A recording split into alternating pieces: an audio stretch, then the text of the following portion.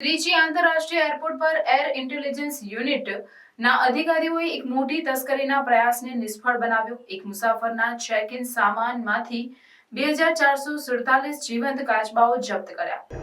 Intelligence ઇનપુટના આધારે એઆઈયુ અધિકારીઓએ મુસાફરના સામાનની સંપૂર્ણ તપાસ કરી, જેમાં જીવંત કાચબાઓને અનેક કન્ટેનરોમાં પેક કરેલા મળ્યા।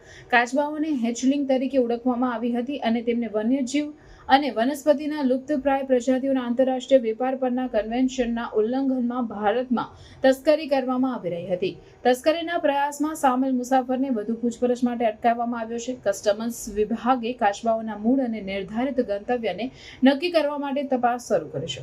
આ જપ્તી કસ્ટમ્સ અને એઆઈયુ ટીમોના વન્યજીવનના ગેરકાયદેસર વેપારને રોકવા અને લુપ્તપ્રાય પ્રજાતિઓની રક્ષા કરવા માટેના સતત પ્રયાસોને હાઇલાઇટ કરે છે।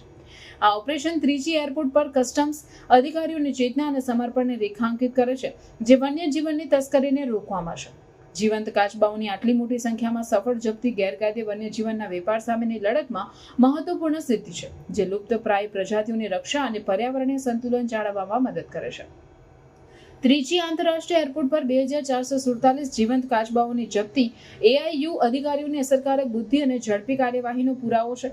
આ ઓપરેશન માત્ર લુપ્તપ્રાય પ્રજાતિઓના ગેરકાયદે વેપારને રોકતું નથી, પરંતુ વન્યજીવ સંરક્ષણ માટે ભારતીય અધિકારીઓની પ્રતિબદ્ધતાને પણ મજબૂત બનાવે છે।